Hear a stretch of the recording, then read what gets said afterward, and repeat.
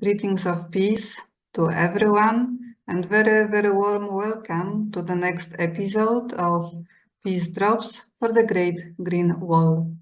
I am Aneta and I'm very happy to be with you today on behalf of the Brahma Kumaris Environment Initiative. In Africa, people work very, very hard to restore land once very rich with biodiversity and vegetation. And this has been done under the Great Green Wall initiative started by the African Union and supported by the United Nations Convention to combat desertification. So these are 11 countries that joined together. And these countries are Djibouti, Eritrea, Ethiopia, Sudan, Chad, Niger, Nigeria, Mali, Burkina Faso, Mauritania, and Senegal. So they have joined to combat together the land degradation and to restore the native life to the landscape. And in recent years, the Northern Africa has seen the quality of fertile land decline significantly due to climate change and poor land management. So uniting under the Great Green Wall initiative, the international, national, regional leaders, they hope to reverse that trend.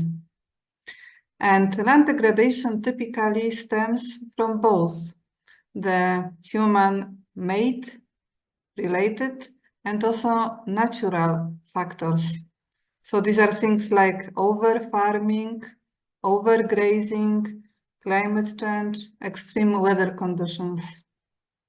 And beyond affecting the ecosystem, land degradation poses very serious threat to agricultural production, to food security, and to overall quality of life. And nowhere is this issue more urgent than in sub-Saharan Africa, where an estimated 500 million people live on the land undergoing desertification, which is the most extreme form of land degradation. And the Brahma Kumaris, as the faith-based organization, wishes to contribute to this great green wonder. So we would like to do it with our understanding and practice of living values, of empowering the self, empowering the community, and caring for the earth. Peace Drops for the Great Green Wall exactly aim to do that, to create and to share good wishes and pure feelings with everyone who lives there, with everyone who comes to help, with all beings living there, and with the nature as such. And today we would like to offer to you exploration and some experiments with two values, or we can say two powers. One is resilience, and the other one is the interconnectedness for harmony. Inner resilience is the ability to find the peaceful and loving space in myself, so I can have stability there.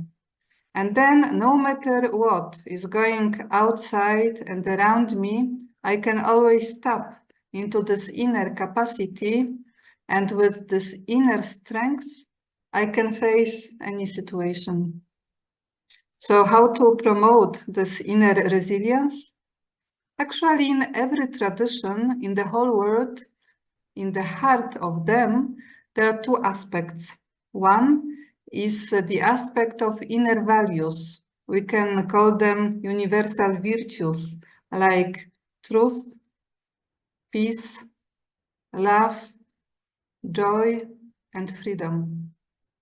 And the other thing in the heart of each tradition is this mystical connection with the divine. So what we would like to propose to offer is to rebuild this inner and upper connection and to bring it back to life. And then this will allow us to establish connections with other human beings, with all living beings, and with the whole of nature. In this way, we can re-establish the relationship with the whole Mother Earth, which will be based on love, respect, cooperation, and enthusiasm. And today, we also would like to share with you a very beautiful message from Mr. Audimarc Duclos, who is the Vice President of the Green Heart Foundation. And the Great Green Wall Initiative is one of the projects in reforestation that they support. So the Green Heart Foundation was established in 2017, and every year they bring about 200, 250 young people from all around the world, and they all help in the Great Green Wall. They help with planting the trees, but then they also help the communities with sustaining it. So they help with education, how it can be done in a more sustainable, in an economic sense way. And Mr. Audimarc speaks very beautifully about these young people. Actually, he calls them the children who bring the rain. And this is the way the local farmers call these young people. So now I would like to invite you to be with us, stay till the end, learn, get inspired, and share your peace drops with the Great Green Wall community. Thank you.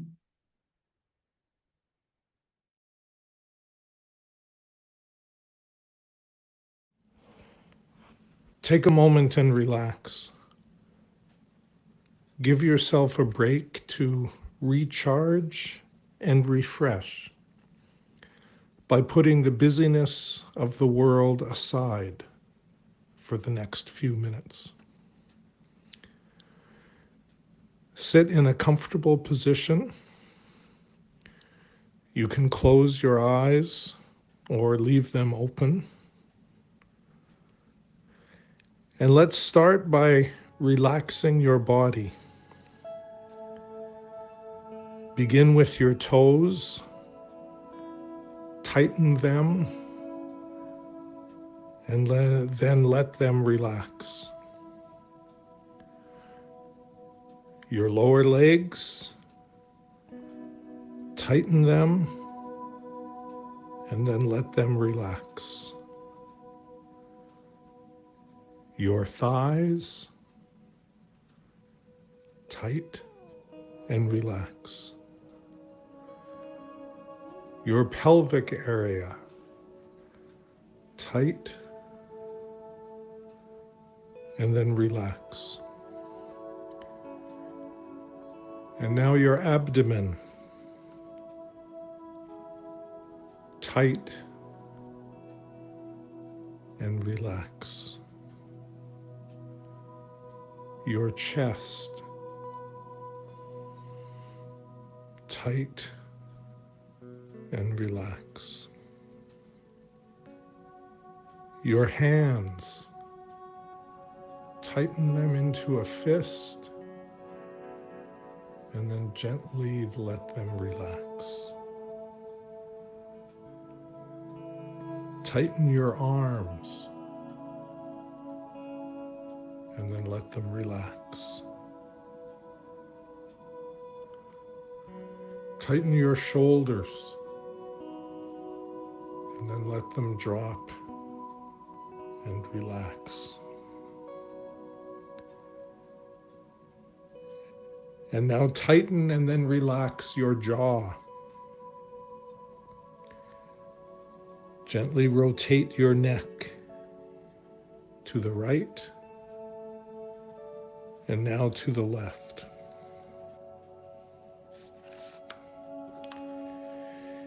Even a couple minutes like this can recharge and refresh us and make us more resilient and able to bounce back from the challenges we encounter in our lives. Resilience is a popular word these days. Individually, we can build our capacities to be more resilient. Communities can work together to maintain resilience. And the ecosystems that provide our food and sustenance need to be treated in a way that enables their resilience. The Dagara people of Upper West Region Ghana use the word Kanyir to describe resilience. Kanyir is a combination of courage and patience. Courage to face the challenges the drama of the world puts in front of us, and patience to persevere and maintain hope and faith that things are going to work out for the best.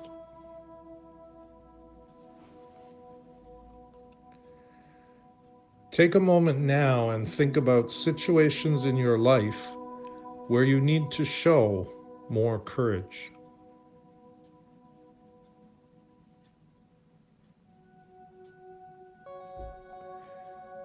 Remember that courage always needs to be combined with love and respect.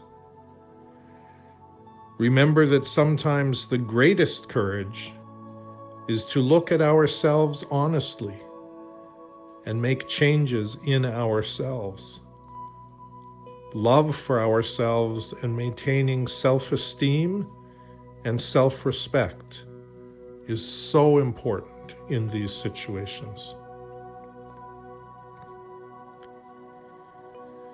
Take a moment and think about where you'd benefit from more patience in your life.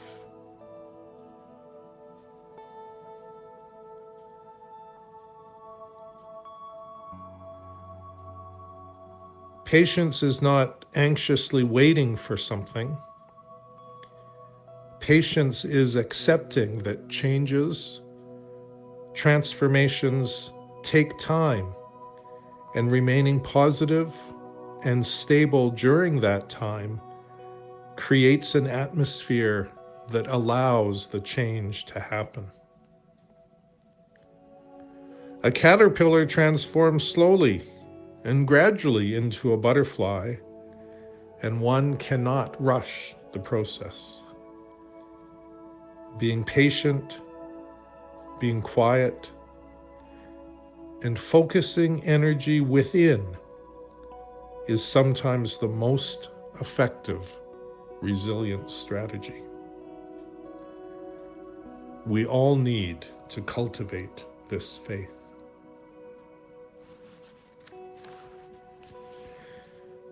The Dagara people are clear Kanyir cannot stand on its own, however, but needs to be intimately connected with Longta, belongingness, and Nolang, unity and togetherness. When we nurture that sense of Longta, belongingness, for ourselves and for others in the community, the strength and support we receive from the community, the sense of belonging, increases our resilience.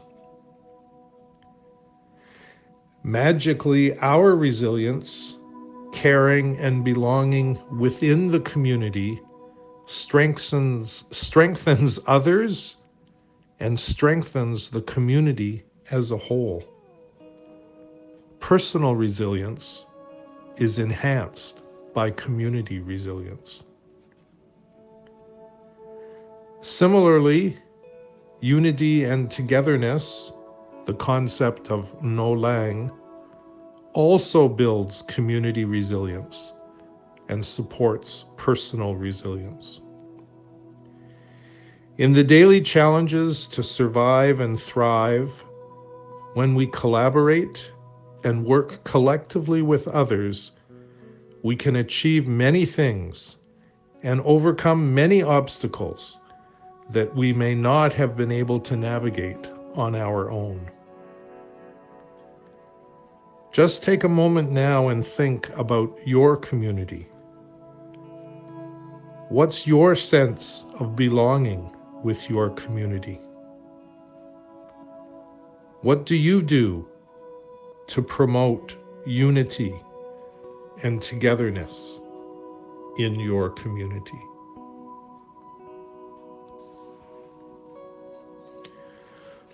Often, we want our communities to change to better support us, and they can. But another wise saying from the Dagara people is lib fo manga, meaning I need to make changes in myself first before I'll see other changes in the community. How can you contribute to community resilience? By growing the sense of belonging, unity, and togetherness in your community.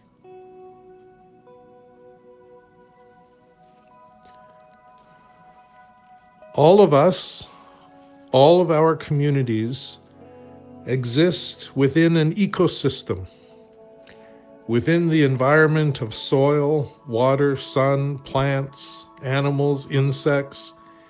Even the fungi and worms in the ground are part of our environment.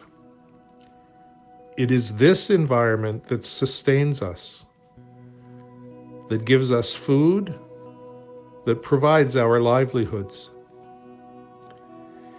Even if we live in an urban environment and spend our time in cars and buses and offices and factories, our existence is ultimately tied back to the natural environment, to our ecosystem. How do we support that ecosystem to be resilient?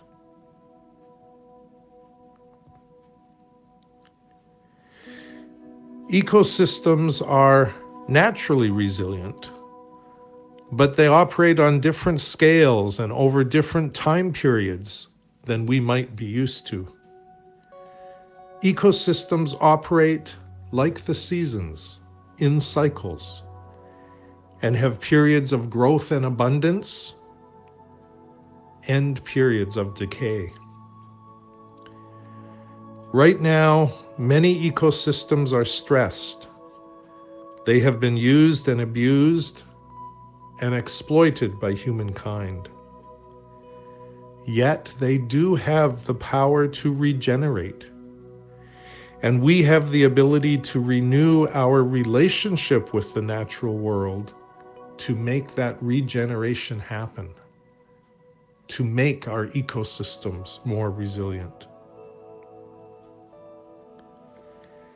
This is not just caring for the environment, but reestablishing a sacred relationship with our ecosystems, honoring and offering gratitude to the air and the soil and the water around us and the sun that empowers us all. Think about what you can do for your environment and how you can connect in a sacred way to the elements and all living beings around you, as they will make our ecosystem more resilient.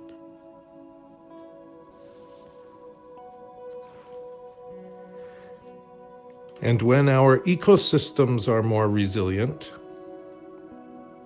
our communities can be more resilient. And when our communities are more resilient, we can be more resilient as individuals. And our personal resilience builds the resilience of communities, and their resilience can support the resilience of our environment. Everything is interconnected. And it's our faith and our Kanyir, patience and courage, that can help us all bounce back from the challenges in life and co-create a thriving, beautiful world for the future. Like our head is connected to our neck, and our arms are connected to our shoulders, we need to appreciate and keep those connections loose and free moving. Like our legs are connected to our body, and our feet are connected to our legs. Shake them out. Feel the strength and flexibility of your arms and your legs and your body. And know, as we step out into the world, we will be more resilient, and we will contribute to the resilience and well-being of others and of the entire world.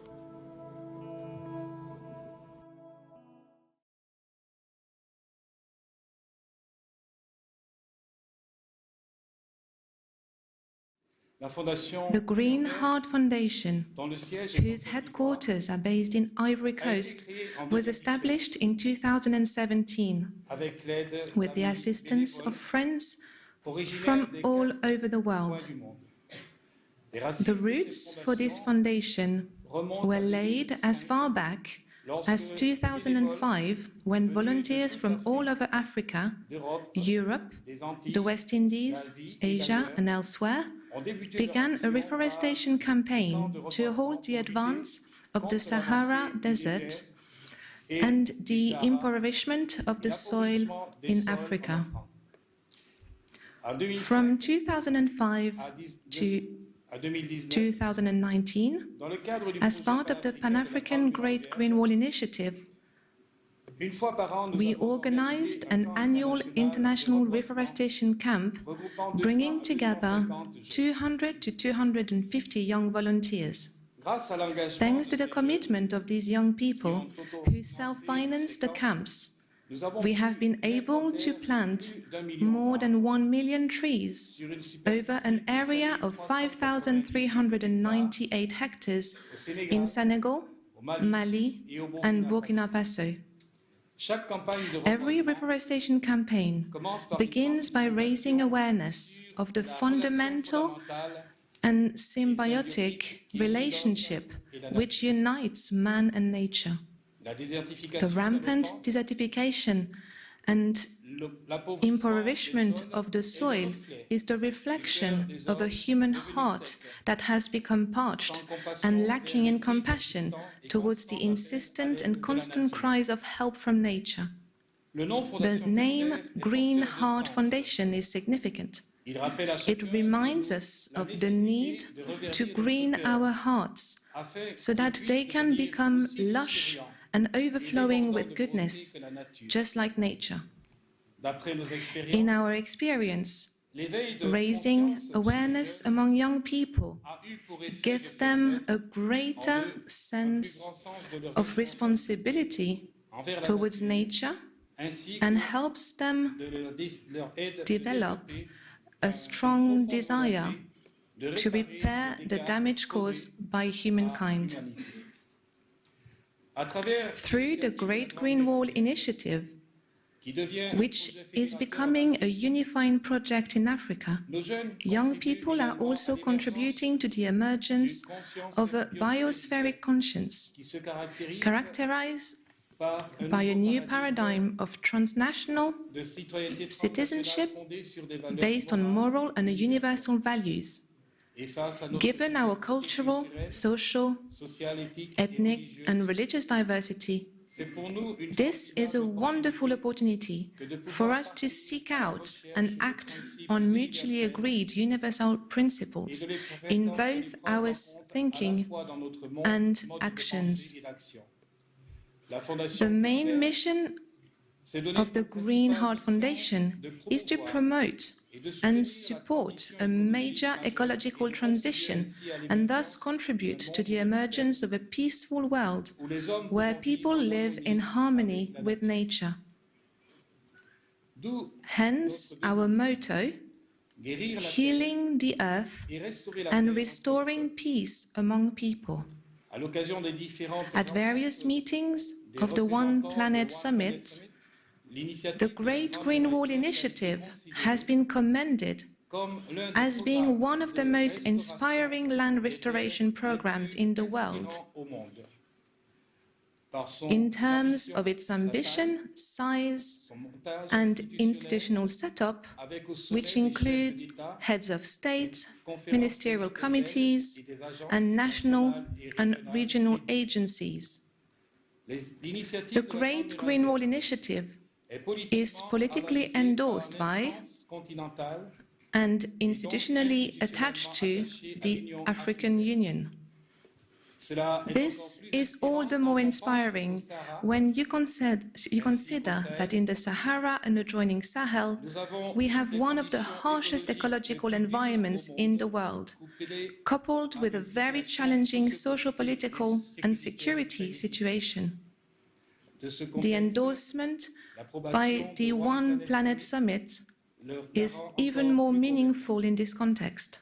The Great Green Wall is not just about planting trees.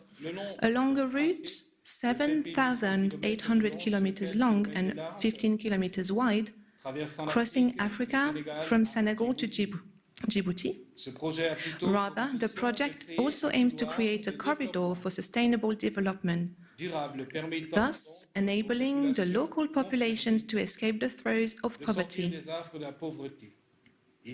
It has several components: reforestation, improving water resources, developing renewable energies, agro-pastoralism, promoting income-generating activities, planting multi-purpose gardens, job creation, and so on. With regards to the reforestation campaigns, recent studies have highlighted the positive impact that they have had on climatic parameters such as soil moisture, rainfall, and the increasing vegetation cover on reforested areas. In terms of carbon sequestration, reforestation has resulted in a total average carbon gain of 39,000 tons per year over the period 2006 to 2020 in Senegal.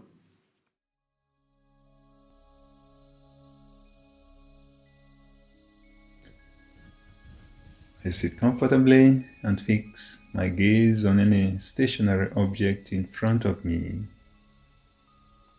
I feel happy that I have this time to reflect on interconnectedness and harmony. I release any tension in my body and allow myself to relax completely. I gently close my eyes and start listening to my breathing in and out at my natural pace. Breathing in and out at my natural pace. And now, as I just gently open my eyes, I bring the image of myself in front of me, as if sitting in front of a large mirror. Seeing my body breathing in and out, I realize how wonderfully this body is made, how the interconnection of all the parts of this body is so intricate, how they all work so harmoniously to enable me to breathe, to drink when I need to drink something, to eat, to digest, to carry out all the numerous functions that this body does. It is indeed a wonder. An even deeper wonder is that of I, that being within, enabling this complex entity, this body, to function and to live. The one saying that this is my body, reminding myself that I'm indeed this living being within this body. I bring to my mind the inner qualities and abilities that I, this inner being, possesses, and also how these qualities work together to enable a harmonious inner space and harmonious interconnectedness with others and with nature. If I choose to, I'm able to stay inside my inner safe space, in peace, in silence, free from anything external. I have the ability to accept what comes to me unexpectedly with peace and with understanding.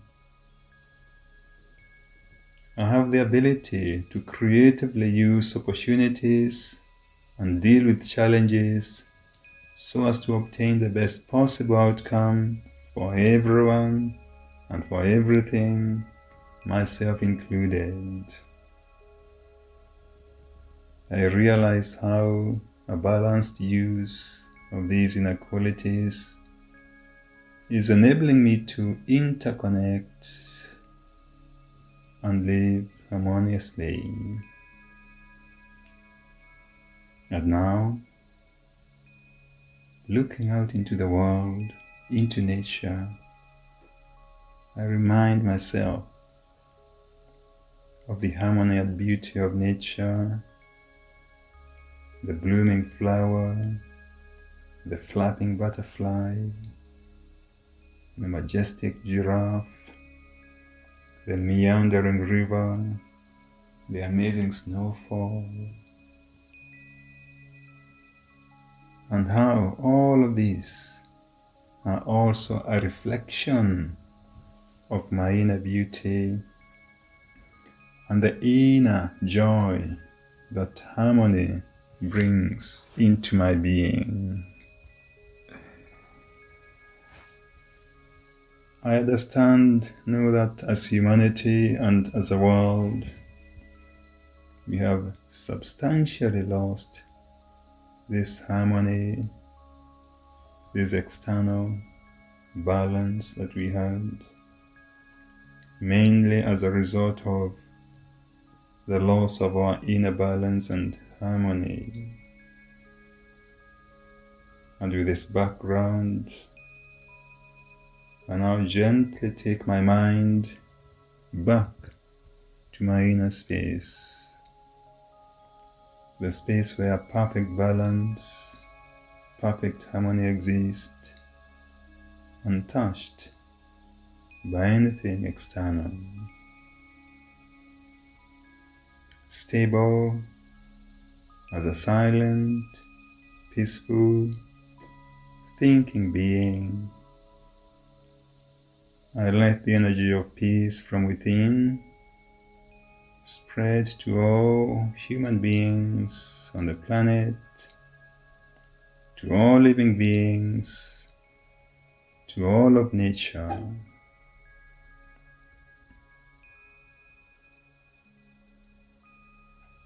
And now, in my mind, I see the universe as a source of inner and outer harmony, as a bright, living star of peace and love, shining above our planet. I absorb the rays of peace and love from this living source and gently spread this to all human beings in the Great Green Wall, in the Sahel, in Africa, and in the whole world. And I let this energy also spread to all living beings and to all of nature. Thank you.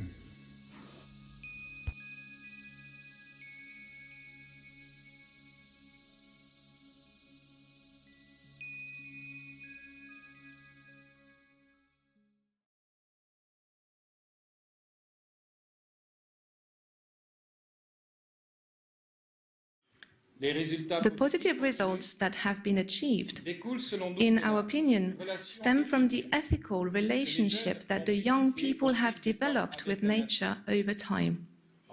Indeed, at the outset of this important African Union initiative, we pledged to operate in a spirit of voluntarism based on a deep sense of gratitude towards nature. This sense of gratitude has, step by step, given rise to a culture of spirit of service. Young people save money all year round to take part in the Great Green Wall activities and self-finance their participation in the reforestation camps. As I said earlier, these young people come from all over Africa and Europe, the West Indies, Asia and beyond.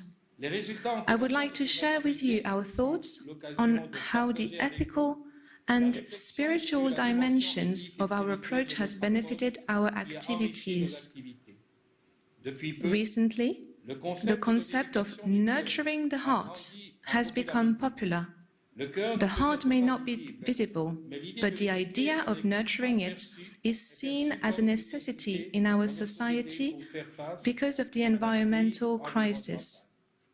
Meanwhile, in the very depth of nature are the love and goodness of the divine and the divine laws, which together enable the complex mechanisms of heaven and earth to work with flawless precisions. One of the first conditions of happiness is that the link between man and nature should not be broken. We must never forget that we are a part of nature. Therefore, we need to respect nature and to love it.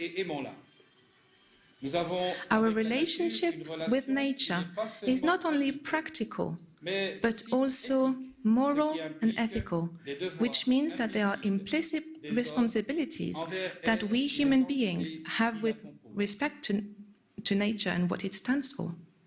This ethical relationship with nature cannot exist without a sense of gratitude, without love, without a high regard for its value, or without respect and wonder for it. We should not forget that our thoughts and actions have a direct impact on nature. As the poet Gilbert Keith Chesterton once wrote, "The world will never starve for want of wonders, but only for want of wonder." One of the dominant trends in our Western societies is that human beings are seen as the only beings with intrinsic value, while nature only has a financial or material value. Human beings have become subjects, and nature has become their object. In other words, we can say that the Western vision of nature is a commercial one. We have come to see it as a stock of natural resources that can be exploited at will and made available to us to satisfy our infinitely expanding desires and needs. For this reason, we believe it is necessary to approach the ecological crisis from a spiritual and existential perspective. Spirituality is above all a space for interiority, discernment, and common sense, where human beings seek answers to their existential questions and wonder about the meaning of existence, of their own existence. If we understand spirituality in this way, we can see that the ecological crisis and, more broadly, the various global and systemic crises is of a spiritual nature and need to be resolved from a spiritual as well as practical perspective. We need a new relationship with nature, a new way of being in the world, and new ways of living that are less wasteful, less polluting, and less greedy for natural and mineral resources.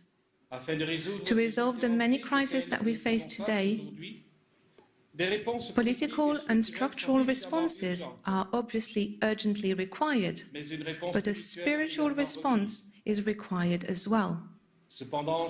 If transformations at a collective and political level are not accompanied by transformations at an individual and personal level, they will be futile, or in any case, of limited scope.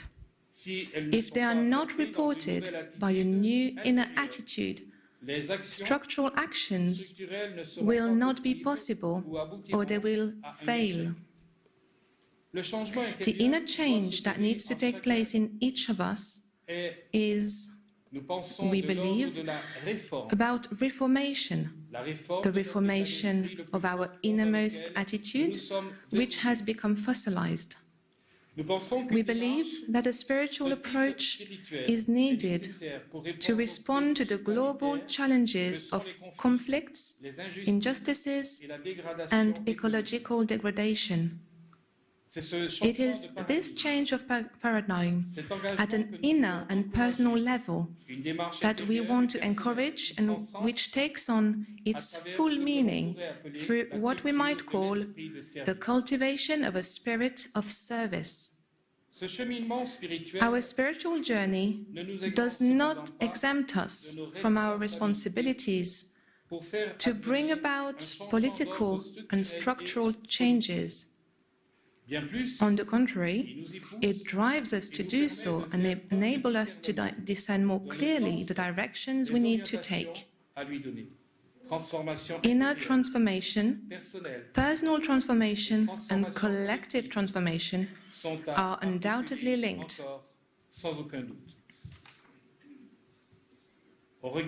In view of the crisis that humanity faces today, it is important to stress that our way of being in the world needs to change. This is the essential challenge for our time, and young people have an important role to play in it. One of the characteristics of the young people in the Green Heart Foundation is that they are driven by a spirit of service. Their zeal and strength are developed through the service they offer to protect nature by planting trees and helping local people.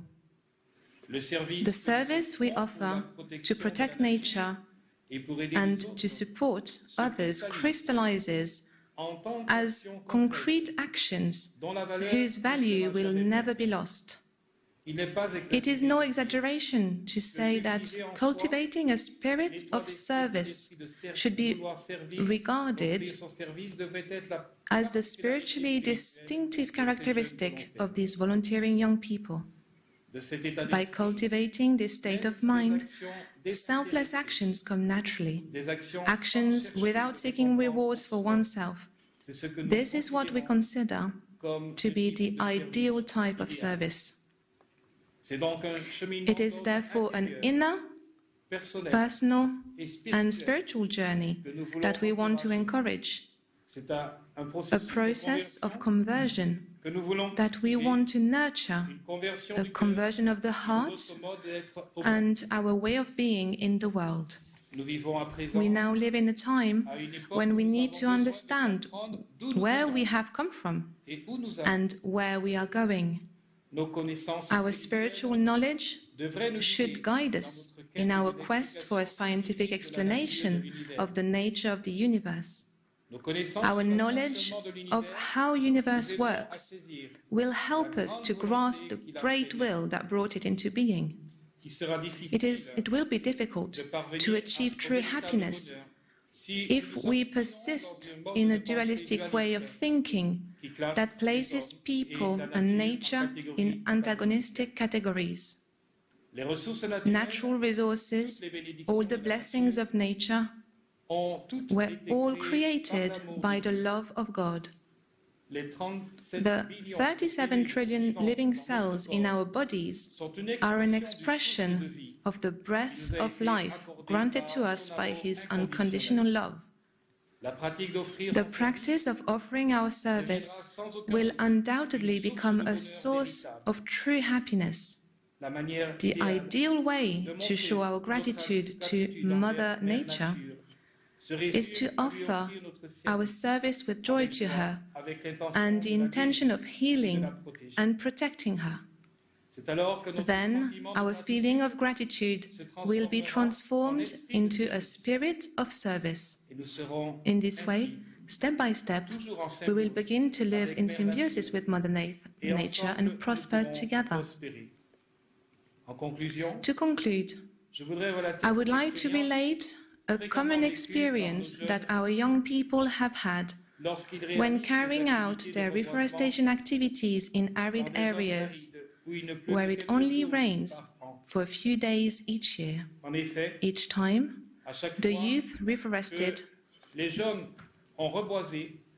the rain would fall abundantly, to the great surprise of the local people, who ended up calling our young people the children who bring the rain.